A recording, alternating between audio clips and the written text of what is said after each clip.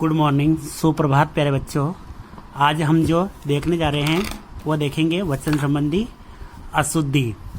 अब वचन संबंधी कौन कौन सी अशुद्धियाँ होती है वो देखेंगे अपन आज हम इस वीडियो के माध्यम से। तो देखते हैं, शुरुआत करते हैं। सबसे पहले वाक्य से देखते हैं। मोहन ने अनेकों कमीजें खरीदी। अगर ये वाक्य है आपके सामने, अगर पूछा जाए तो बच्चे इसको बनाएंगे मोहन ने अनेकों शब्द गलत होता है, क्योंकि अनेक शब्द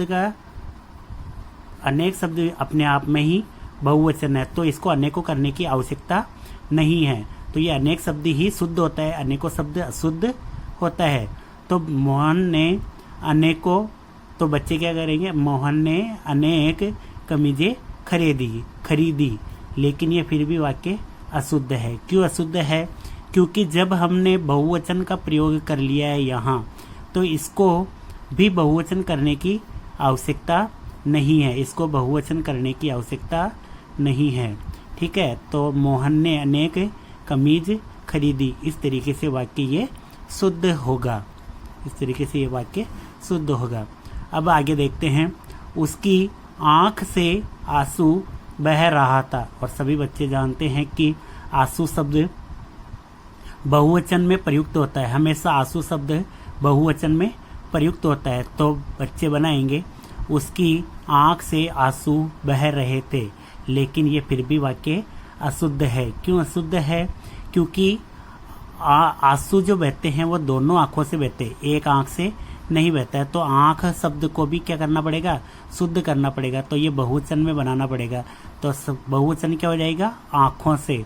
तो उसकी आंखों से आंसू बह रहे थे, तो ये वाक्य आंख भी अशुद्ध हो जाएगी। ठीक है, और बह रहे थे इनमें परिवर्तन आ जाएगा, कारण क्योंकि यह आंसू शब्द बहुवचन में प्रयुक्त होता है, हमेशा बहुवचन में होता है। यहाँ सब श्रेणी के लोग उपस्थित है। तो बच्चे सोचते ही हैं कि यहाँ सभी श्रेणी के लोग उपस्थित है, नहीं। सभी का प्रयोग का मतलब होता है सब धन ही।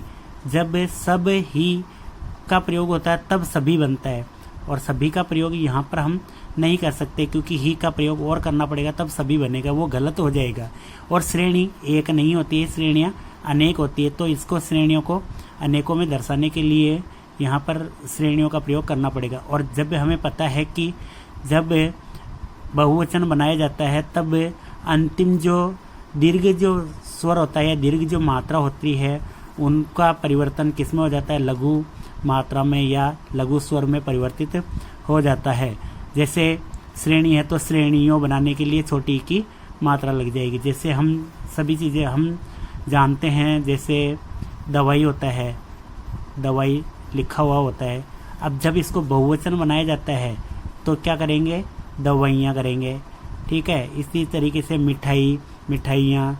ठीक है, तो इस तरीके से जब भी बहुवचन बनाया जाता है तो अंतिम स्वर क्या हो जाता है, लघु हो जाता है या छोटा हो जाता है। ठीक है, छोटी की मात्रा आ जाती है। हम मिठाई में देखो लो, सभी चीज़ों में इस तरीके से अंतिम वर्ण में परिवर्तन हो जाएगा। तो अब एक चीज़ और है जो भी जानना जरूरी है। जैसे हम कई बार बहुवचन शब्दों का जो बहुवचन बनाते हैं उन शब्दों का प्रयोग करते हैं, जैसे गण है, वृंद है। ठीक है, इस तरीके से शब्दों का प्रयोग करते हैं। तब जब भी इन शब्दों का प्रयोग करते हैं, इससे पहले जो भी शब्द होता है उसकी अंतिम वर्ण जो अंतिम मात्रा होती है वो छोटी हो जाती है। जैसे हम प्रयोग करते हैं पक्षी के साथ पक्षीगण लगाए। अब पक्षी में मात्रा बड़ी है, लेकिन जब भी पक्षीगण करेंगे तो अब हमें क्या करना पड़ेगा, मात्रा छोटी करनी पड़ेगी, पक्षीगण करना पड़ेगा। तो इस तरीके से विद्यार्थी है तो विद्यार्थी में भी विद्यार्थी गण करना पड़ेगा, क्योंकि यही रूप शुद्ध होता है। क्योंकि गण और वृंद शब्दों के साथ, इनके साथ जब भी कोई शब्द होगा वो अंतिम मात्रा उसमें परिवर्तित हो जाएगी, वो अंतिम मात्रा क्या हो जाएगी, छोटी हो जाएगी। ठीक है, इस तरीके से गण और वृंद। कवि वृंद, कवि में अपने आप में ही, वृंद में कवि में अपने आप में ही क्या है, छोटी की मात्रा है। ठीक है, इस तरीके से मिठाइयाँ, दवाइयाँ, रजइयाँ, इकाइयाँ। अब जानते हैं हम इकाई किस तरीके से लिखते हैं, इकाई जब लिखते हैं इस तरीके से शुद्ध होता है। बच्चे दोनों जगह बड़ी की मात्रा लगा देते हैं जो कि अशुद्ध है, जबकि ये अशुद्ध है। तो जब इसको शुद्ध करेंगे तब क्या बनाएंगे, छोटी ई और या लगा देंगे। या का प्रयोग जब भी होगा तब मात्रा छोटी हो जाएगी, इससे आगे वाली मात्रा छोटी हो जाएगी। तो ये चीज़ें भी ध्यान रखनी है। गण वृंद का प्रयोग करते समय अंतिम मात्रा छोटी हो जाती है। अब देखो आगे, बहुत दिन से आपका दर्शन नहीं हुआ है।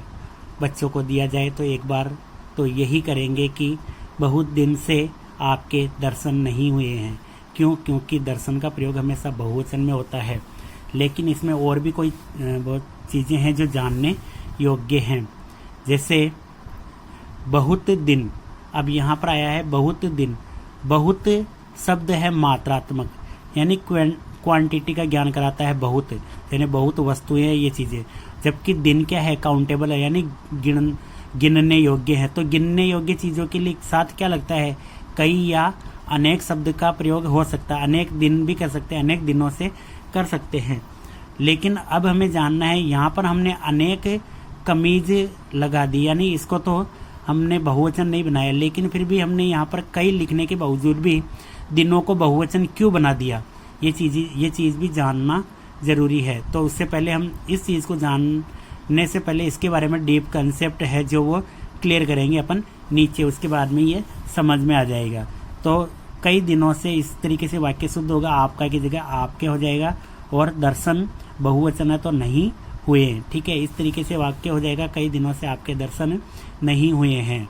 तो बहुत मात्रा का बोध कराता है, जबकि दिन क्या है, गिनने योग्य है, तो कई शब्द या अनेक शब्द का प्रयोग होगा, ठीक है। अब इसको आगे देखते हैं।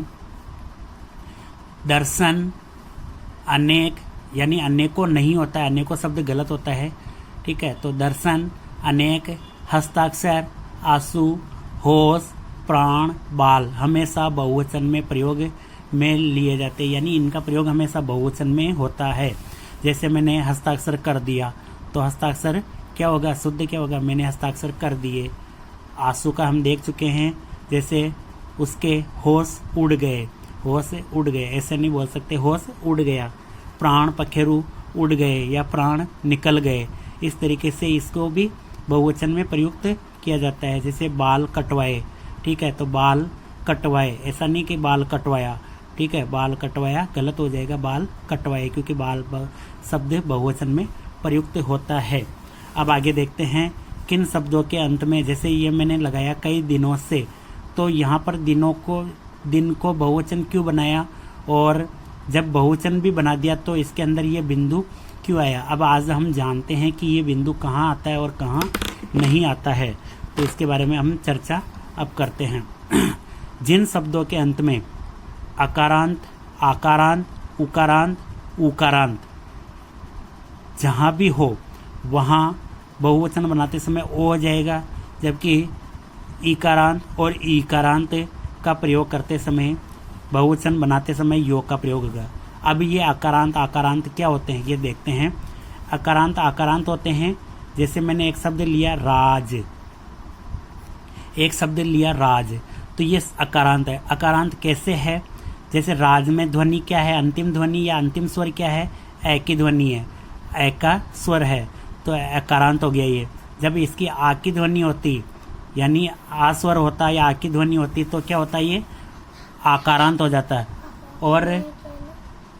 और अगर इसके अंत में ऊ होता तो उकारांत हो जाता है, बड़ा ऊ होता तो उकारांत हो जाता, ठीक है। ई होता तो इकारांत हो जाता, और बड़ी ई होता तो ईकारांत हो जाता है। इस तरीके से जो अंत में जो स्वर होता है उसके अनुसार ही या उसके अनुरूप ही ये अकारांत आकारांत बोले जाते हैं, ठीक है। और जब अकारांत आकारांत उकारांत उकारांत का प्रयोग होगा, यानी बहुवचन बनाना होगा, तो ओ का प्रयोग होगा और ओ में चंद्रबिंदु आएगा, जबकि ई और बड़ी ई का प्रयोग बहुवचन में करते हैं, यानी इनको बहुवचन बनाते हैं, योग का प्रयोग होता है। अब इनके बारे में देखते हैं अपन कौन से होते हैं, क्या कौन से शब्द हैं जिनको बनाते हैं। और ऐसे जैसे है बालक है, अब ये अकारांत है, और बालक को बहुवचन बनाते समय बाल को हमने यहाँ क्या लगा दिया, चंद्रबिंदु लगा दिया। अब हमने कल जाना था कि संबोधन सूचक शब्दों में क्या नहीं होता है, चंद्र बिंदु का प्रयोग नहीं होता है। लेकिन जब संबोधन सूचक शब्द होगा तब ओ में चंद्र बिंदु का प्रयोग नहीं होगा।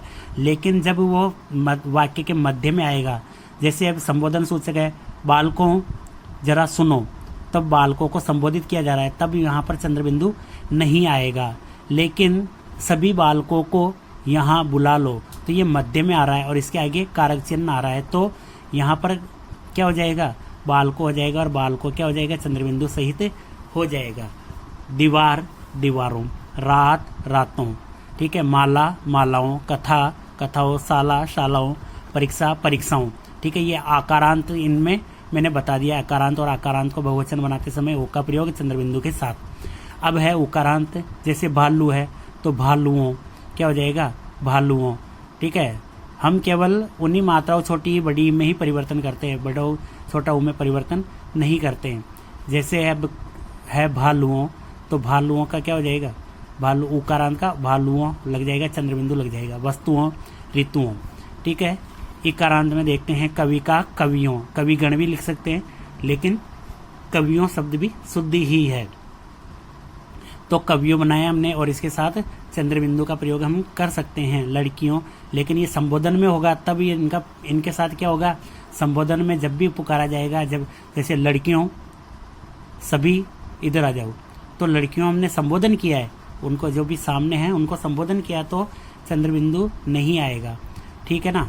अब ये यहाँ पर अनुस्वार लग रहा है आपको, मैं इसको चंद्रबिंदु बोल रहा हूँ, ठीक है। जब मात्रा के साथ कोई भी बिंदु लगता है वो चंद्रबिंदु होता है। क्यों? क्योंकि मात्रा के साथ चंद्रबिंदु का प्रयोग इस तरीके से हम नहीं कर पाते, वो शब्द अटपटा या गलत हो जाता है, तो हम इसको केवल चंद्रबिंदु को दर्शाने के लिए केवल बिंदु का प्रयोग करते हैं, ठीक है। तो लड़कियों, अब यहाँ बहुवचन बनाया तो मात्रा क्या हो गई, छोटी हो गई। पक्षियों बहुवचन बनाया, मात्रा छोटी हो गई, योग के साथ चंद्रबिंदु लग गया, ठीक है। अब हम जानते हैं कि इनके साथ कब चंद्रबिंदु आएगा, कब नहीं आएगा। इनके वचन में परिवर्तन कारक विभक्ति युक्त शब्दों में ही होता है। इनका जब भी इनके पीछे कोई विभक्ति या कारक चिन्ह आ जाता है, कोई विभक्ति चिन्ह आ जाता है, तभी ये चंद्रबिंदु का प्रयोग होता है। जैसे बालकों ने खाना खाया, तो ठीक है, अब यहाँ पर कारक विभक्ति चिन्ह आ गया, तो बालकों ने खाना खाया, इस तरीके से ये चंद्रबिंदु का प्रयोग हो जाएगा। लेकिन जैसे बालको इधर आओ, तो वहाँ क्या हो जाएगा, संबोधन हो जाएगा, संबोधन में कारक चिन्ह नहीं आ रहा है उसके बाद में, तो क्या हो जाएगा, वहाँ पर चंद्रबिंदु का प्रयोग नहीं होगा। वस्तुओं को साफ कर दो, कारक चिन्ह आ रहा है, इसलिए हमने ओ लगाने के बाद में चंद्रबिंदु लगाया। लड़कियों से माफ़ी मांगो, इस तरीके से हम ओ का प्रयोग करके चंद्रबिंदु दर्शा सकते हैं। अब जैसे हमारे पीएम भाषण देते हैं तब संबोधन करते हैं भाइयों और बहनों, ठीक है। अगर जब इनको लिखित रूप दें तो भाइयों और बहनों इस तरीके से ही लिखा जाएगा। अगर हम इसका प्रयोग कर देते हैं चंद्रबिंदु का, तो वो गलत हो जाएगा, कारण क्योंकि ये क्या है, संबोधन है, और संबोधन के साथ हम जानते हैं ओ का जब भी प्रयोग होता है चंद्रबिंदु नहीं लगता है, ठीक है। तो बहन में ओ की स्वर जोड़ा तो बहनों हो गई, और बहनों में ओ के साथ क्या नहीं आएगा, कारक चिन्ह नहीं आएगा, क्योंकि ये संबोधन है। कारक चिन्ह क्या, विभक्त, ये चंद्रबिंदु नहीं आएगा, ठीक है। अब जैसे हम पत्र पत्रिकाओं में पढ़ते हैं प्रिय पाठकों, यानी वो अगर संबोधन कर रहे हैं, प्रिय पाठकों बात को ध्यान से सुनना है, ये चीज़ें हैं, तो वो संबोधन कर रहे हैं, तो यहाँ पर इसके साथ चंद्रबिंदु का प्रयोग नहीं होगा। लेकिन अब वाक्य में प्रयोग कर रहे हैं, जैसे पाठकों से कह दो, तो पाठकों से कह दो तो चंद्रबिंदु का प्रयोग हो जाएगा, क्योंकि कारक विभक्ति चिन्ह इसमें आ गया है। अब देखते हैं, ये चीज़ हम जान चुके हैं, संबोधन रूप में बिंदु नहीं लगेगा, यानी संबोधन जब भी होगा बिंदु नहीं लगेगा, और जब भी कारक चिन्ह होगा उसके बाद में जब भी कारक चिन्ह होगा तब क्या हो जाएगा, बिंदु लग जाएगा। अब है, हम एक रूप देखते हैं, है के जो रूप होते हैं, दो रूप होते हैं, है और हैं। तो हैं का प्रयोग, ये है एक वचन में प्रयुक्त होता है, जबकि ये है बहुवचन में प्रयुक्त होता है। कैसे प्रयुक्त होता है देखते हैं। जैसे है माताजी भोजन पका रही है, जब भी स्त्रीलिंग का वाक्य होगा तब पका रहे हैं नहीं होगा, वो रही है, और इसको बहुवचन दर्शाने के लिए क्या प्रयोग करेंगे, चंद्र बिंदु प्रयोग करेंगे। अब आप सोच रहे होंगे माता जी अकेली है, लेकिन इसमें ये बहुवचन में क्यों है, क्योंकि हम जानते हैं आदरणीय सूचक या आदर सूचक जो भी शब्द होते हैं, जैसे पिताजी आ गया, इस तरीके से वाक्य गलत हो जाएगा। हम आदरणीय सूचक शब्दों का जब भी प्रयोग करेंगे या आदर सूचक शब्दों को दर्शाने के लिए बहुवचन का प्रयोग किया जाता है, जैसे पिताजी आ गए, ठीक है, तो ये आदर है पिताजी के प्रति। पंडित जी आ गए, ऐसा नहीं बोल सकते पंडित जी आ गया, ठीक है, तो उनको आदर सूचक शब्दों के साथ हमेशा बहुवचन का प्रयोग होता है।